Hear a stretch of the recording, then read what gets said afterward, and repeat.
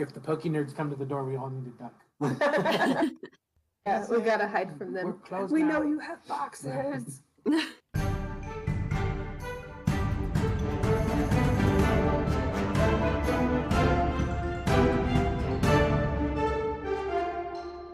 Hi, and welcome to another episode of Dungeons & Degrees. My name's Adrian. And I'm Alex. And today we have special guests, multiple special guests. Wow. Introduce yourselves. Hello, I'm Ray. I'm the event coordinator for Lubbock Con. I'm Aaron Eldridge. I'm the owner of Stormcrow Games. I'm Jennifer Eldridge. I'm also part owner of Stormcrow Games.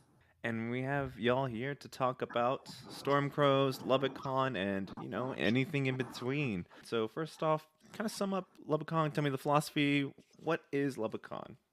So Lubbock Con is a nonprofit organization and completely by volunteers.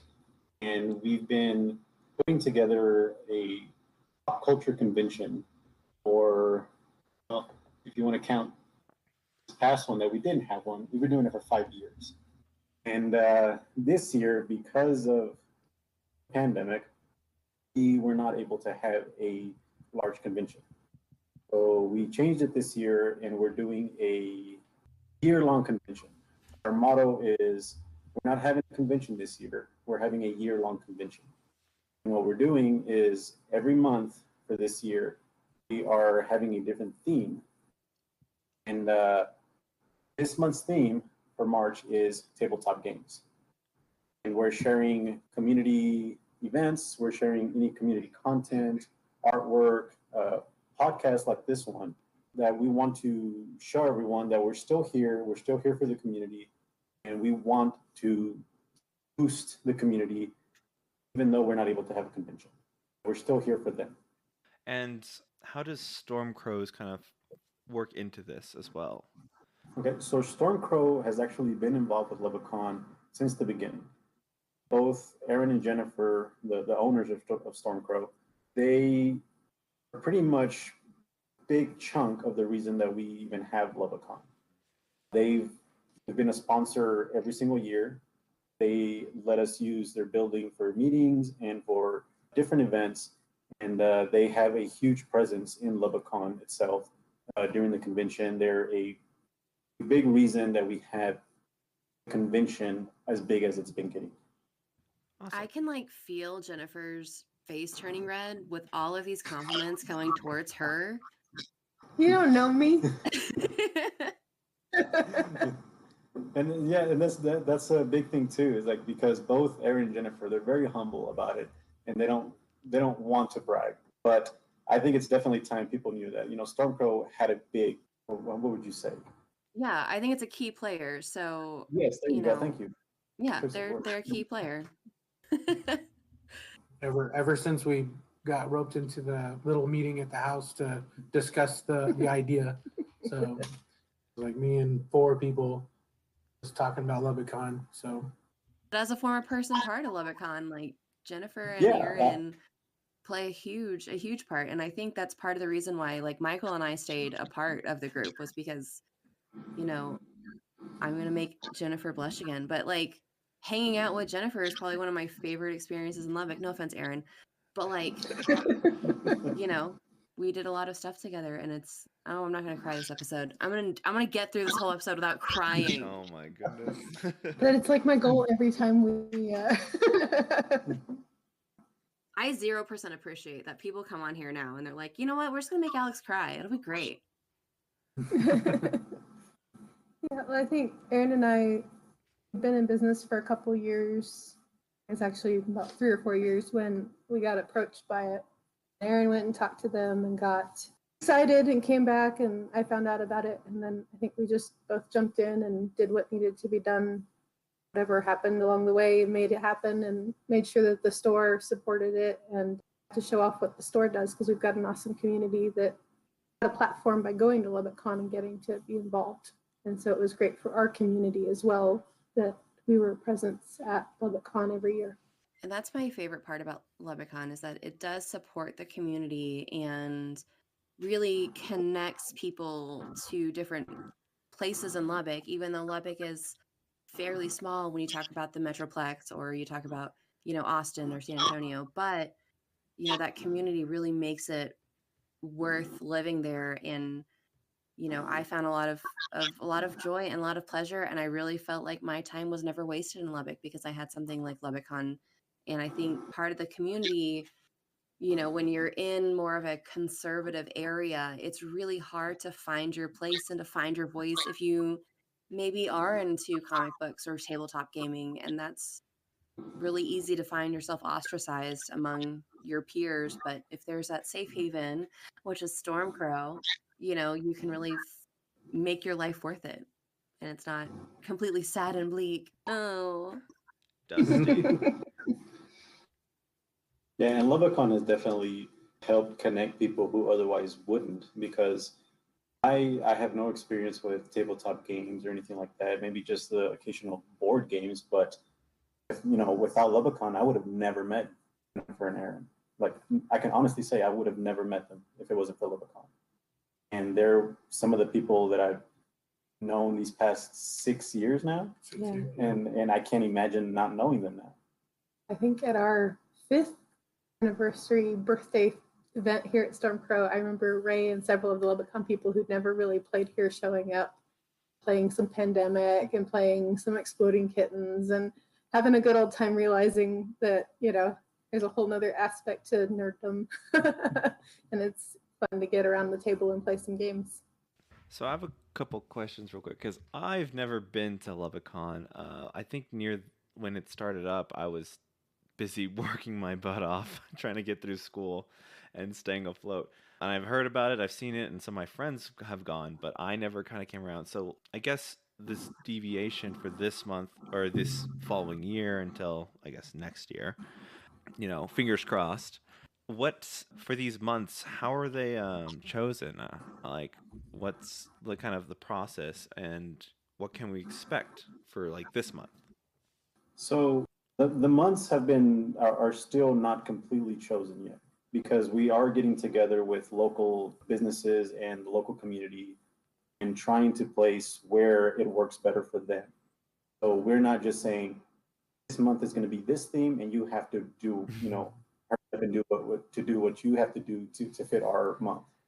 We talk to the community, we reach out to people and say, what works better for you? How can we make everything easier for you? And then we'll focus it on that month. So even right now, not all the months are set, because we're still adjusting. We're still trying to figure stuff out that helps better for the community. We have this month for sure, because Aaron was pretty quick and really good, and he knows how we do a lot of these events. So we knew we could trust that he would be a good kickoff, and we can slowly start learning as we're going along as well to help the businesses and the community kind of like merge together for each month. Next month, and we haven't announced it yet, but next month will be anime. Yeah, so if you're listening to this exclusive review, so next month will be anime. And again, I'm reaching out to local businesses and some of the community that some of them are friends of mine who I know are really into anime, to ask them and know what it is that they want to do, the events that they would like to be involved with. We're not just going to make something and say, you have to come to this because it's anime. No, we want to know what you want to do. We want to know what interests you. We want to share your artwork, your content, your podcast, your videos, like anything that fits that theme. We want to make it about you, because that's the reason we do it. We do it for the community. That's amazing. Like, look, this is like talk to the businesses. I mean, things have probably been kind of slow here and there, but like getting this kind of a monthly thing and kind of working with the other businesses and whatever else, like the community and the fans of those kind of topics, board games and anime, and just kind of making this for them instead of it like, okay, here's an event, you can come or not, we'll see what happens. But like you prioritizing what do you want and how can we make it happen is really great, and I think that's wonderful. Yeah, definitely, and because we want to make it known to them that we're not doing this for us. We're not trying to make it, what can you do for us? It's more of like, what can Lubbock-Con do for you? That's your next poster, just an Uncle Sam, but with you and just pointing.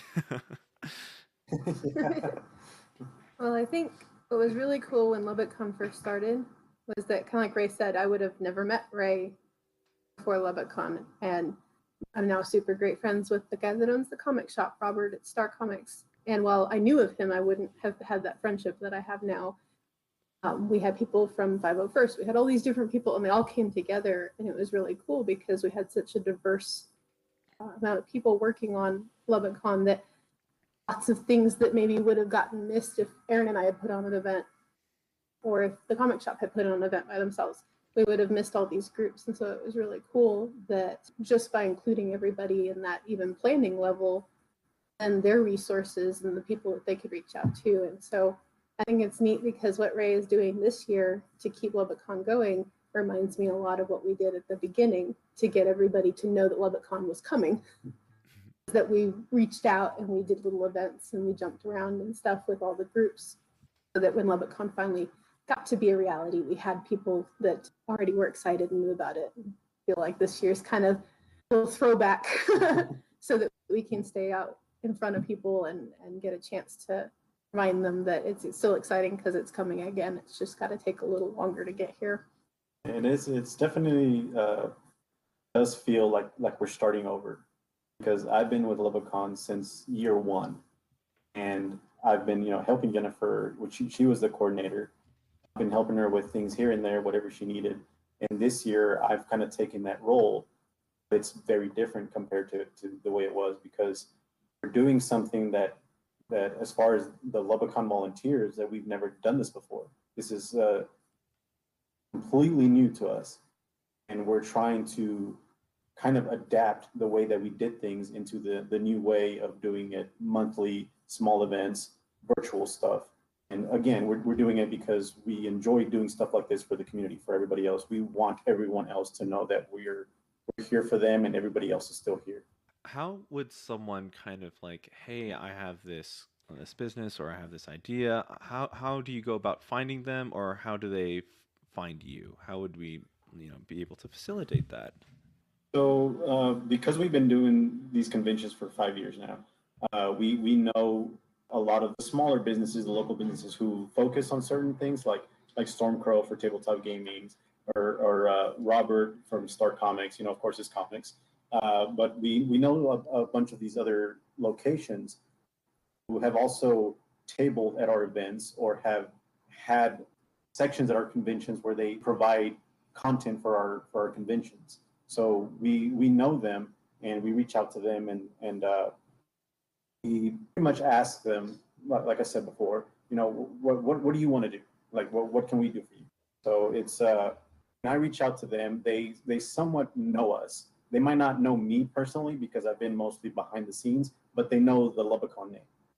So when they see an email or something from us, and they know, like, oh yeah, we know those people. Or if they've never worked with us, they can reach out to us through the Lubbock-Con email, lubbockcon@gmail.com, and they can ask us, like, hey, I'm interested, like I want my business to be involved. Just tell me how, and then we talk to them and see what's the best way that we can include them, not just add them in as a piece. Like, we want to focus on them.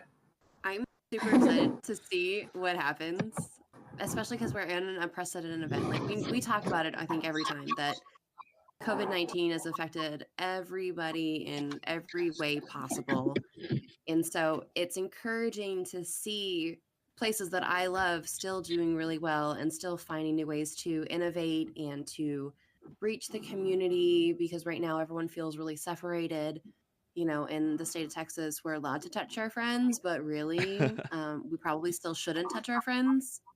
And so it's nice to see that, we're still working on being socially distant, but it's time that we find a way to survive in this new wasteland. And here you are doing it. Yay! And I think a lot of it has to do, of course, with the community. We support each other. We want to make sure that our favorite businesses survive, and so we want to be there for them, like they've been there for us.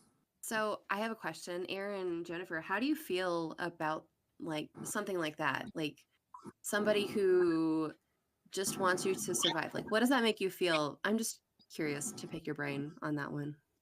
It's really, really great. When everything kind of went downhill initially, it was pretty scary. You know, they're coming in. We actually completely shut down, I think, for a week, for a full week, where we were just not doing anything. We were actually closed and everything. And you know, we were getting Facebook messages and emails and everything. You know, hey guys, are you doing okay? What can we do to help? And after talking to the city and after talking to, you know, kind of finding out a little bit more information, we found out we could do the curbside option, the curbside sales. And so once we announced that, it was really, you know, just an outpouring. You know, we had people coming up and, you know, saying, you know, I don't really need this model right now, but I'm gonna go ahead and get it. It's $20 and hope that helps. And really every little bit did. There in April, it was April, end of March and early April. You know, we're kind of trying to figure out what was going on, but yeah, and you know, I mean, it was every day we were able to you know, get a phone call and, you know, have them. But we had the store completely shut down. We closed up all the tables, moved everything around. We took the opportunity to do some remodeling and painting and, Yeah. and tried to make it able to share it and show people that we were still excited about when we get to come back and that we were making it better. Yeah, and about that time, I figured out Facebook Live, and that I could do videos. And apparently, the world cried. And then the world cried because they had to look at me. But apparently people liked it because we had a ton of views, and I started doing kind of just some Stormcrow updates, you know, and hey guys, this is what we're doing. And we finished building in some of the walls and put in a little storage closet and painted the floors, and basically did that all while selling, you know, basically only online or by phone, and having people come in and just, you know, come in and grab a couple things and go from there. So it was really great. It felt really good. And it was important to us too. We, you know, our employees, if we hadn't had that, we would have had to let them, you know, go find something to support themselves. And so it was really good to be able to keep them on the clock, them help us get the store spiffy and run orders out to cars. And it was, that part was scary too, when you get told you have to close your doors and you have people that work for you and you want to be able to make sure they've got what they need too. So it was really great to see the community support us so that we could turn around and make sure that our people were supported too. I can only imagine how for a week you absolutely thought that your life was going to change, only to have so much love from the community pouring back into y'all. I'm really happy that I'm not happy that you got to experience it, but I'm happy that you actually get to see what impact you make on the community, and, you know, how much you do change lives regardless of the fact that you have maybe a little bit of a game store. But like, that's absolutely wonderful to hear. And I know throughout this whole time, Michael and I sit here and talk about like all of the places that we miss in Lubbock, and we talk about Robert and we talk about y'all, and it's just, I think I would be beside myself if I heard that anybody had to close, especially one of my friends, you know, had to close down their doors. And I think we would have done, which wouldn't have been much, but we would have done anything we could have. Right. Yeah. And I guess on the side is that when people get stuck inside with all those unpainted models, they start realizing that maybe they should buy some paint and go home and paint. And so even after that initial outpouring, it was kind of fun to see. We did some online painting competitions where people could show what they've been working on at home. Our D&Ders who used to flood the store on Thursday nights, doing one-off D&D events, you know, started teaching each other how to use some of the online programs for it. And, you know, it was good to see them stay connected, and I learned how to set up a Discord channel so that the gamers could keep talking and lives. I mean, we all learn new skills in quarantine. We all get new skills. Yeah. Survival all skills. Leveled up those survival Yeah. skills. It's your downtime XP. Downtime XP. Yeah. That grind though. For real. Right. Tough grind. Yeah. We're teaching employees how to paint. That's fun. Like paint. No, keep it on the floor. Yeah. And they learned some DIY talent Right. skills that they didn't know they'd get working at a game store. Framing nailers are scary. Yeah. How to stain shells and do all sorts of silly. Yeah, it was interesting. It was definitely an experience that we'll get to for telling the grandkids. the young Yeah. generations. Oh man, that's super exciting. I mean, yeah, it is exciting. We all know it sucks, but it's really fun that we all get to level up these things. I don't know where I was going with that. I lost it for a moment. I got distracted. Like, I get what you're saying. It's like, yeah, it sucks, but like, I mean, but it's good that we've been able to, instead of, wallow in this. I mean, surely I've definitely wallowed at some point, but I've been able to kind of turn around, like, hey, let's do something else. Hey, let's make a podcast. Like, so I mean, it was just kind of like, I want to reconnect. Let's do something about it instead of just like playing the same round of Dota over and over. Or, Well, we've had a ton of families come in now and looking for that new board game because they got stuck at home and they came in and grabbed one and realized that there was games other than Parcheesi and Monopoly, and so those are bad games. And I hope that Milton Bradley's going to come get me. Yeah, they there's other things out there of different values and different complexities and skills, and so. Or even couples, those head-to-head games. Yeah, we learned a lot of what two-player games are out there because Right. people stuck at home with their spouse needed something to do. But yeah, so they kind of opened up, and so now we're getting them coming back even more. Now, like, hey, that game you sold me was really great. What's something like it? And so it's been good. And then the projects, everybody's been finishing up their armies or their D&D figures or whatever, so everything's getting painted. So that's pretty exciting to see all the new painted armies. Aaron is not a good wallower. So the idea of the store being shut down and him being stuck at home was a little scary too. And so him instantly finding projects to do at the store and keep himself busy meant that we were both happier people during all of that time. So the real question is, Aaron, how many models did you actually get to paint too? Or did you just stick to the Boy Scout, I'm making my shop look nice? A little bit of both. I'm halfway through a Space Marine starter army, so it's on my table right now. I've got some work in progress pictures on the Facebook and on the Instagram, but You painted a bunch of Necrons. I did. My youngest child has decided that he would like to play as well, and so I painted. I don't know how you quantify that, but about 30-ish or 40-ish Necron models in a couple weeks. I got those knocked out, and I'm working on these Space Marines. A little bit of both. So clearing off the sawdust and then painting some models, and then going back and drawing boards and back and forth. So not as many as I would like. Let's put it that way. I did paint a mess ton of terrain, though. I will say that for all of our board gaming tables, I kind of redid a ton of terrain. I want eight 4x6 tables worth of terrain, so it's a lot of terrain. Dear listener, if you get a chance, you should definitely go check out because Aaron makes top quality painting of all of these figures. It's beautiful. I'll have to get some actual photos posted somewhere.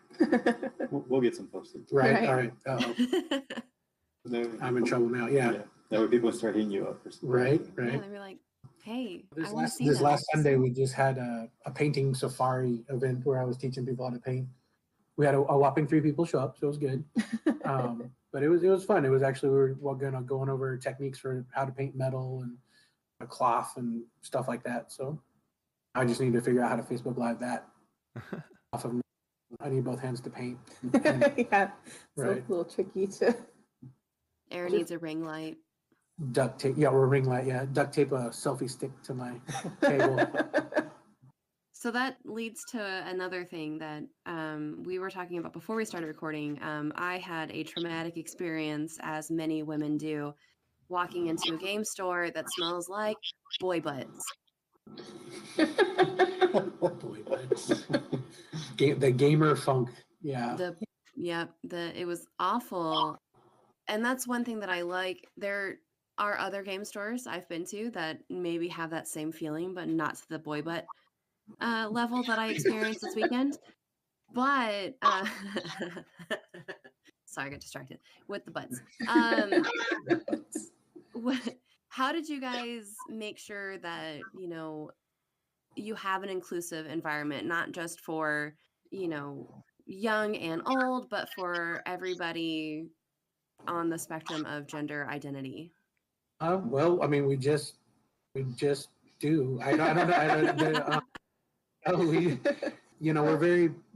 We want everybody to have a good time and to feel like they can come in and experience. And it's always been our policy, in store that, it doesn't matter who you are or what you're doing, as long as you're playing a game and having fun, it's great. And the few times I've had to, as owner, step in and intervene, I'd rather everybody have a good time than to have some guy or girl or whoever be belligerent to somebody for no reason. And so I would like to say I've never had to do that, but there have been a couple times where I've just had to tell them, like, look, you're not conducive to our environment and you need to not come back. And it's amazing how, you do that one or two times, you lay down the law and you kind of just let everybody know that everybody's in here is respected. Everybody has a right to come and enjoy themselves and play a game, and it doesn't matter. So, and then it kind of sorts itself out. You only got to spank the kid once, and then they realize that you're willing to do it. So, not that I spank customers. No, that's how that sounds. As a dad, when you in the law, they have to believe that you're willing to do that. So, but yeah, and then honestly, I mean, just keeping the place clean and picked up and not smelling like boy butt. And then the employees making sure that they're welcoming and open to everybody. We're here to answer questions, and if we can help you, we're going to help you. So, and I think the fact that when we opened 10 years ago, we had a 5-year-old and a 3-year-old who basically grew up in the store with us. Everybody knew that my kids were somewhere around here, usually hiding in a cardboard box. If it was Connor, the little one, he was hiding under a box fort somewhere in the store. I think it gave the right message that this is a family-friendly store, that, we can be everything from, the guy who just got out of his job, who's coming in the evening to play, to the college kid, to my, Pokemon elementary kiddo, and that while we can be silly and goofy and we enjoy ourselves and we don't take ourselves super serious, at the end of the day, if you want to be here, we want you here. And I think it just, like Aaron said, it kind of sorts itself out because I was around, the kids were around, and people started to, say something, and I used to joke around that if my kids start saying what you just said, I'm coming after you. And oh yeah, oops, sorry. And I think it was a joke, and like I said, lighthearted, but I think it helped over the course, and now even our community will remind people within the community, hey, that's not what we do at Stormcrow. And so I think, it's just like Aaron said, it's just the way it is now. Everybody enjoys it, so everybody wants to keep it going. I think a big part of it too is the two of you. Y'all are both very welcoming people. Like I said, when I first met y'all were super welcoming. Y'all didn't judge me for not knowing anything about tabletop games.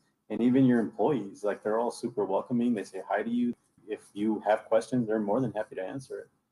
So yeah, the Stormcrow crew definitely is a big part as to why they're very inclusive, because they don't make anybody feel like they don't belong here. So moral of the story is, don't be a jerk. And if you nip it in the bud, then you have very little problem. I think that's a big life lesson for anybody.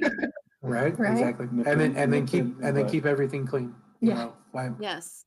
We bleach tables and clean the bathrooms and nip it in the bud. Everything's light and bright. So yeah, nip it in get it now. Yeah.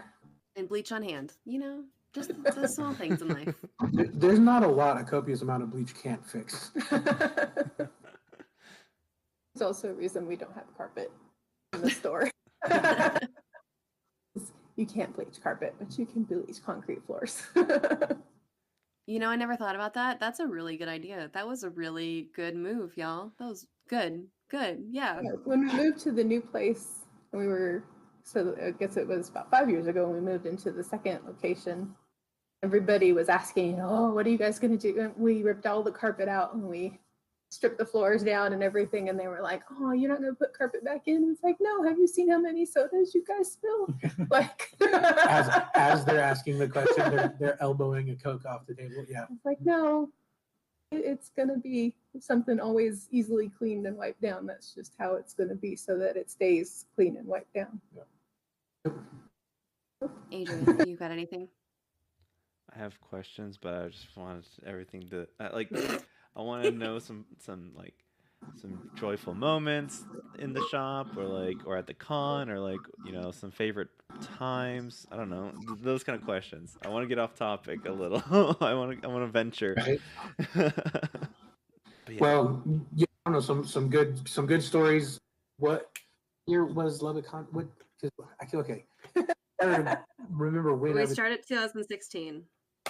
So 16. Yeah, so and 2016 was the we were first one, in- but we were on planning 34. from it. Yeah. Yeah. Well, we were on 34. So yeah, so the year after the first Lubbock Con, is when we moved into.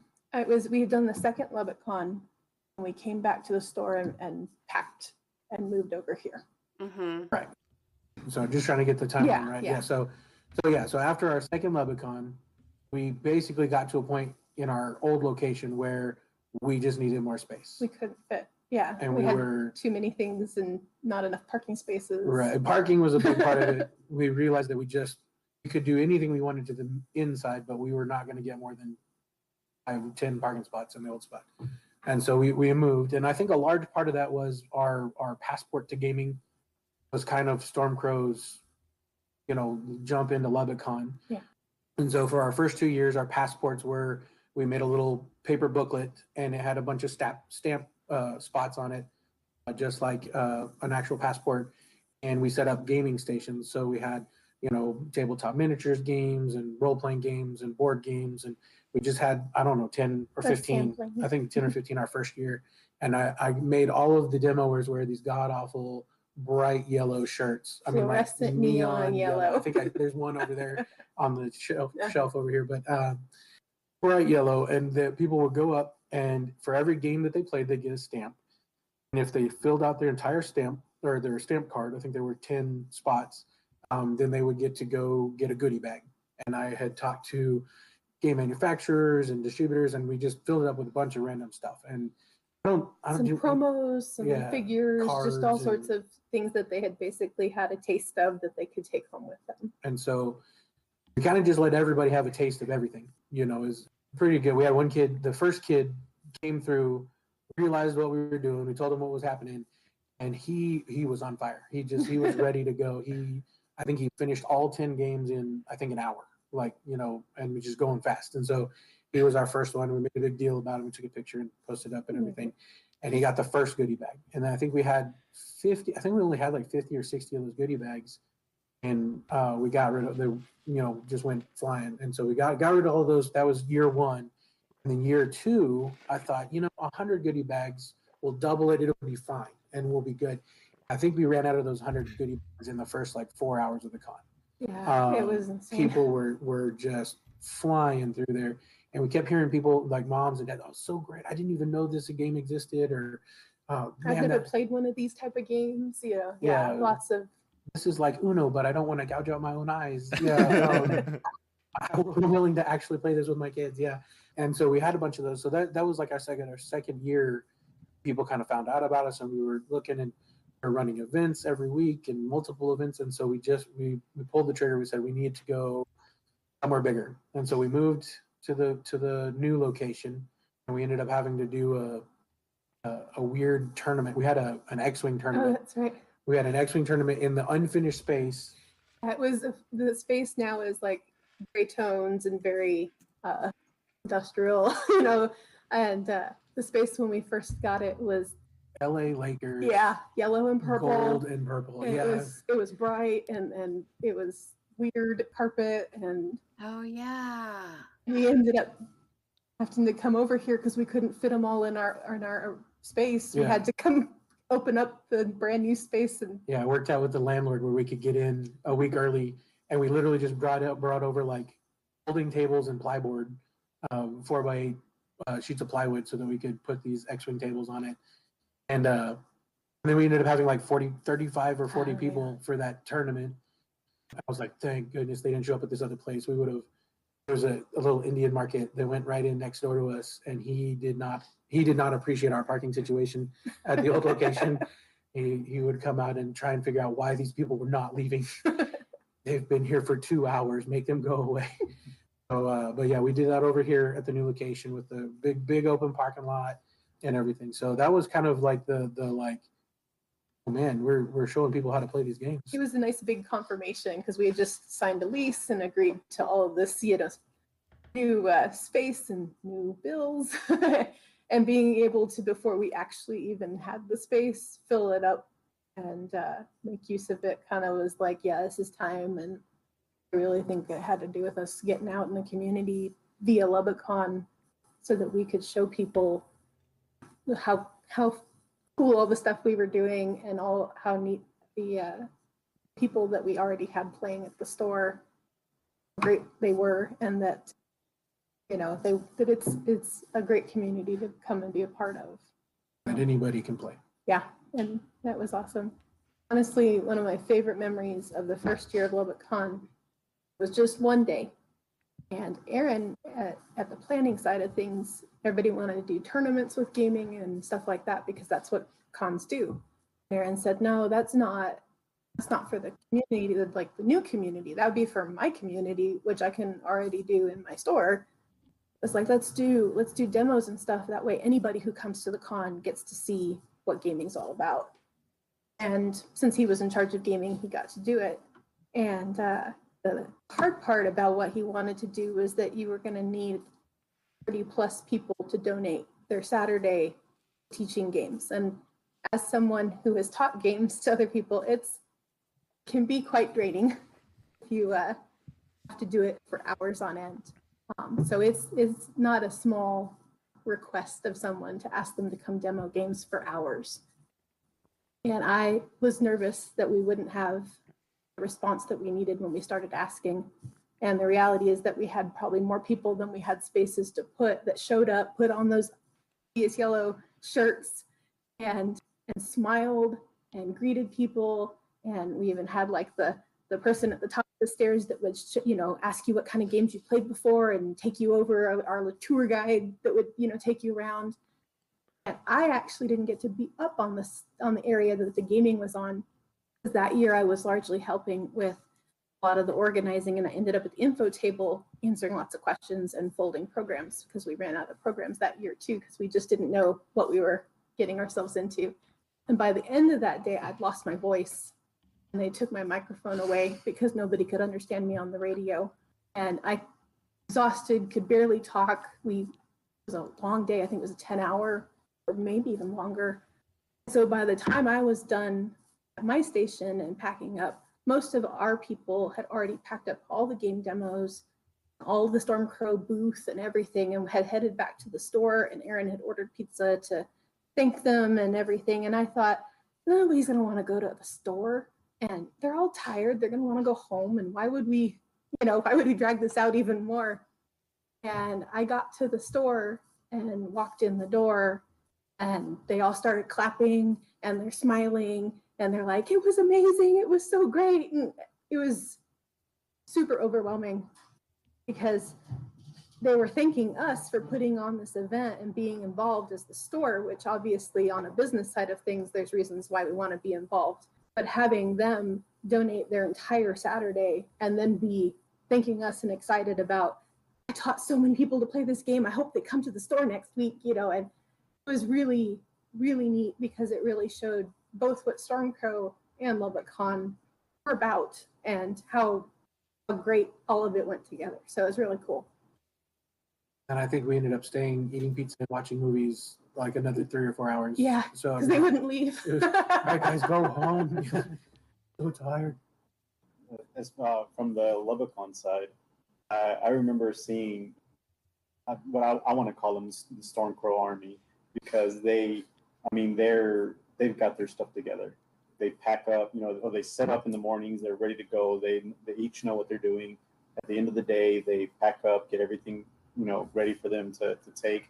Because even with that, with them doing all that, Aaron and Jennifer are still helping with Lubbock-Con stuff and all that too. So they're taking care of their store, which is what their community with that Aaron and Jennifer bring to them. So when they pack up and do all that stuff, and then they come to the store, I've came out here a couple times at the end of the day too, because they invite me over too, and I'm hungry too because I hadn't eaten for most of the day, and I remember one of my favorite memories of the Stormcrow Army is that we were sitting here eating one year. I don't remember which year it was. I remember it was Chicken Express. Okay, yeah. And we got a call that one of the other members, Robert from Star Comics, that his workers had something and they had to leave. They couldn't help them unload and unpack everything at the end of the day. So with that, without even question, everybody from Stormcrow headed over there to help Robert unload the truck of all his stuff, all his boxes and all this stuff. Without question, they didn't even have to beg them. They just said, "Hey, Robert's needing some help," and everybody just loaded up in cars and took off over there to help. And to me, that's a huge thing, and shows that the community that Stormcrow brings to Lubbock-Con is amazing, and it's something that we definitely want to share with everybody. We want everybody to see that it's not just a business selling games. No, this is a community. This is people who care for one another. So I cried before Alex. I mean, it just sounds as magical as it was. And I think, it's easy to get caught up on the stress and everything else that's going on. But really, I think this is the first time I've sat down too to reflect what happened during this whole time. And, that's amazing to have that sense of community. And it's important to build that community and really to recognize what it brings, because it elevates everyone to a higher level of standard. So that's something I think everybody does need, and it should be a great reflection to y'all that you do have these followers, you do have these people who are so willing to sacrifice their life and to sacrifice their Saturdays and to just share things that you love and that they love because you love them. And if anything, it's because you have so much love. I'm full. I'm full of love. Yes, Aaron is full of it. Full of it, yeah. Right, yeah. Aaron is full of it. I think the other thing that I kind of wanted to touch up on would be the aspect of community and the importance it is for us as individuals, being social beings, to find that community, whether it be in Lubbock or other areas, to find that place, that Stormcrow, especially if it's online, find something to interact and be a part of, and to kind of endure this kind of isolation that we're all having to, endure a little bit longer. I think it helps us. That interaction gives us that serotonin hit, that just being part of something, achieving something together, or competing through these competitions online. These are the things that happen when you find a community and feeling part of something. And I guess it's very apparent that this is a good community because, even talking about it is causing, people to cry out of emotion and think of fond memories from years ago. I think that it's very important to have that in your life. So, as an individual who may not be in Lubbock and might be elsewhere, try to go and find that group or community to be a part of something. And it might be tough, but if you find one and when you find one, it's going to be worth it. It's going to be amazing. Ew, you got real sappy on us. Gross. I have to bring it around. I have to do that D and degrees twist,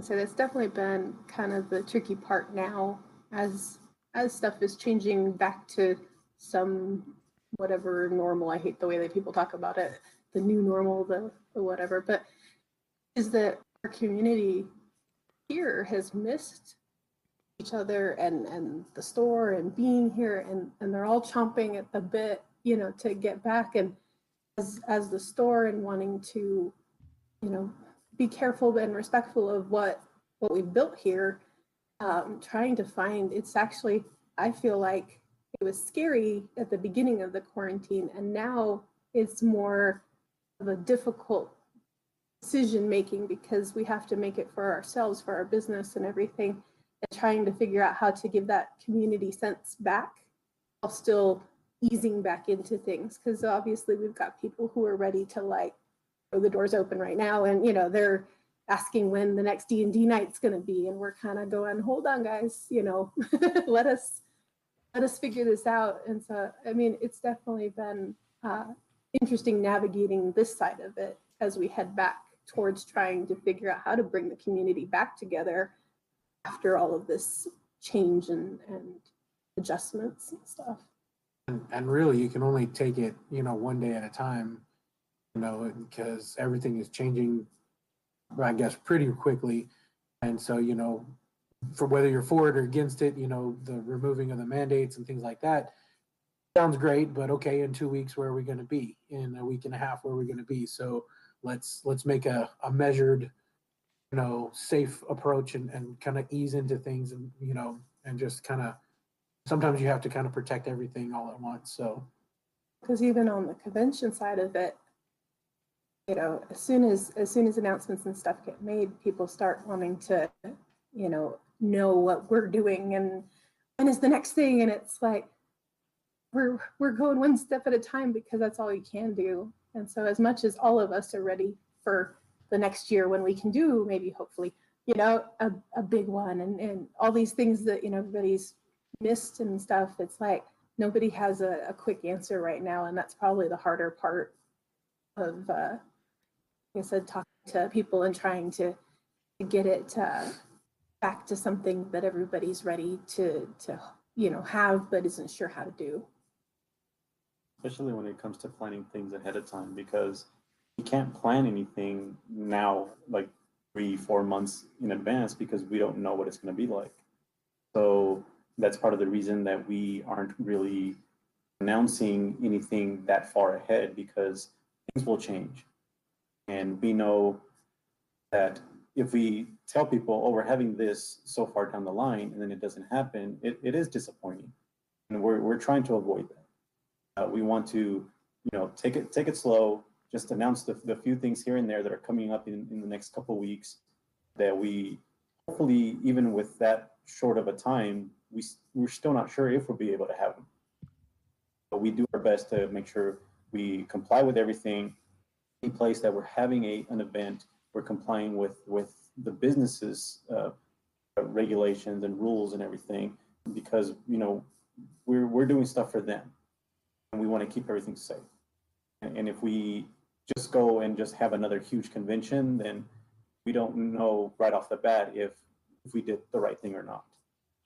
So doing smaller events the way we're trying to do this year is something that we all agreed upon. It was a very hard decision to make, is to not have a big convention because we weren't sure if how things were going to be this past month, and nobody wanted to make that decision of not having the convention, but we knew we had to.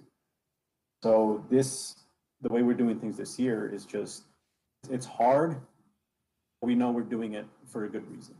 slow and steady. Yeah. So, you know, one of the things that we're doing coming up this weekend is we're doing kind of a mini passport thing. We're doing a demo day here in the store. It'll be pretty low key, pretty, you know, come and go throughout the day. And so it'll kind of a little mini version of what you would have seen at the con, just for the one Saturday, and just you know, come out and try it out. You know, try out a couple games, 2 or 3 people at a time, one family at a time type thing.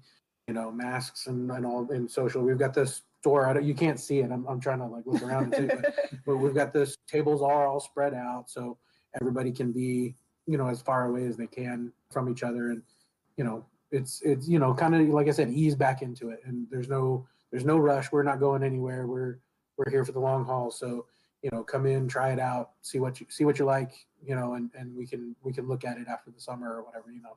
Awesome. That's exciting. I'll have to make sure to take pictures this time.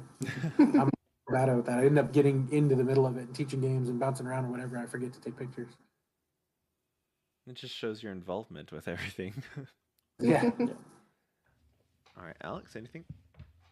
I think we've covered a lot of community building and making sure you find your place, and I really enjoy that. I really miss my community, but I know that my community is still thriving somewhere else, and I can only hope that I find a new community in this new place, or I can just make it. Right? Make your own. Or for now, Yeah. I can just live virtually. So, there's that too. Yeah. That's a new skill everybody's had to learn. We're still connected. Right. Yeah. What about you, Adrian? What? I feel connected, yes.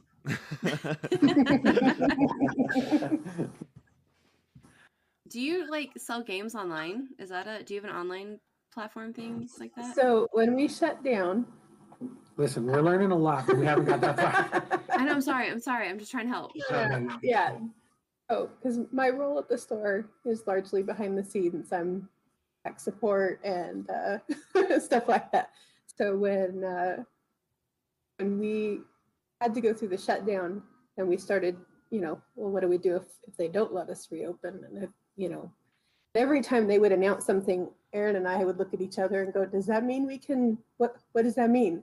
And then he'd get on the phone and call the city office and try and am I allowed to run things out to cars? What can I do?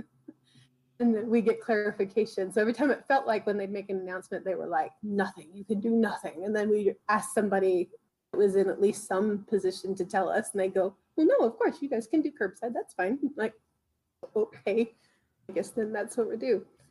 And I tried to start looking into doing an online store because we were thinking, well, that's got to be the next step. And to be honest, I was ready to start messing with it, and then kind of because of the outpouring of the community willing to call and put in their orders and let us run them out, we were so busy that it didn't actually become a thing where I got a chance to slow down enough to figure out how to turn everything into an online store. I'm kind of a numbers nerd, and the inventory is really important to me that it stay correct and right. So I was super freaking out about how we were going to put things online and make sure that we don't accidentally sell somebody something online that somebody came in the store, and I was stressing because that's what I do.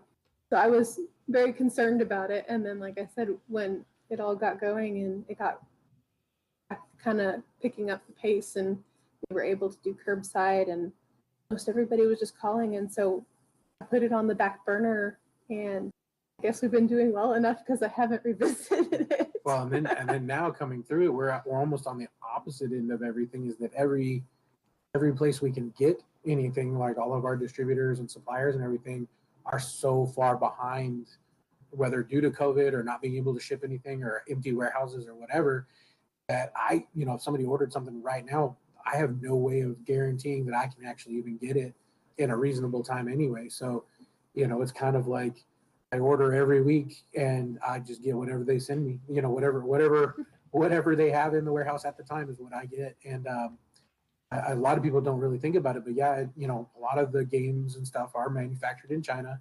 So they got to go across the pond, as it were. They got to get here. They got to get quarantined. They got to get customs. And that's a 3 to 6 month process. And then even when they do get here, then you're looking at a warehouse that's running 3 people instead of 30 to ship it and pack it and get it to wherever it's got to go. So the supply chain has definitely been affected. And so yeah, in the before time, we would have actually been able to say, yeah, you want something, I can order it. I'll order it on Monday. I'll have it by Friday. You're good to go. But now, I'll process that order, and I don't know if it gets filled for 3 weeks. So to that end, we haven't really been willing to kind of jump into that because we don't know what we'll have an online store that's all empty because we can't get anything right now anyway. Yeah, because if we had, oversell, like I said, by accident, used to be that, well, we'll just put in the order on Monday and we'll have it before Friday anyway. And now it's very, we'll put in the order and we'll see. And so taking any special orders or doing anything pre-order is even, that thing's supposed to release. We just don't know for sure, even though the company said it's supposed to release, it might be delayed. We might not get as much as we thought. It might come in waves. That's been a thing this year, is that we've gotten, it's released, but you're going to get a wave of, so you're going to get your first little batch of it. So if you take pre-orders for something and you take 30 pre-orders, you only get 10 the first wave. Who do how do you tell 20 people like it's coming, but not till the next wave? You've seen Hunger Games, right? That's how we decide. Stand in the circle and fight. So yeah, it's definitely on that side of it been interesting, which has made us just focus a lot more on making sure that we're doing as much as we can to keep people informed and try and stay stocked up on anything that we can stay stocked up on ahead of time, so that we'll have it when they need it.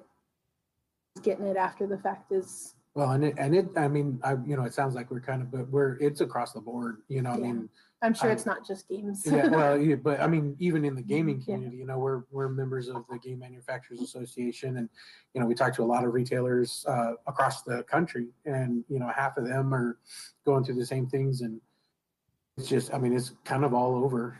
So it's not a localized thing. It is across the country, just getting anything supply wise. So don't be a jerk when you're trying to order stuff online, but Right, exactly. From anybody, and especially small local stores who are just dabbling in online for the first time. We don't know what we're doing. Be nice. Well, and we've lucked out. A lot of our community has been very understanding. We'll tell them, like, I'm going to try to put it on this order, and maybe it gets here, maybe it doesn't. Okay, that's great. I'll wait. So we've been very appreciative of the patience of our community. So thanks, guys. Right. Yeah. hopefully they are listening. Right. Collab. Right. But yeah.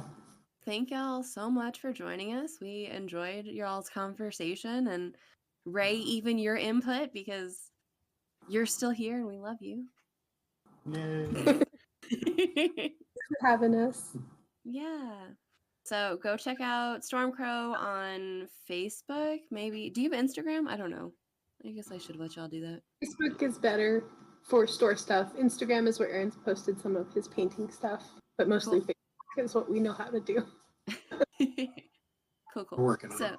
go check Stormcrow out on Facebook. Check out Lubbock Con on Facebook. They'll be posting all of the new events that are coming. We hopefully will be posted there soon. I guess this is not for you to know at the end. We've already done that. Cool. Dear listener, if you enjoy this podcast, please rate us 5 stars on Apple Podcast or wherever you can rate us. Don't rate us any lower, because that makes you a big, smelly, butt stinking nerd. You can follow us on Instagram, on Twitter, find us on the internet at dndegreespod.com. If you absolutely enjoy this and you want more ridiculous content, you can also become a patron on Patreon. Yay. All right. Well, thank you all so much for listening. My name's Adrian. And I'm Alex. Go have some fun.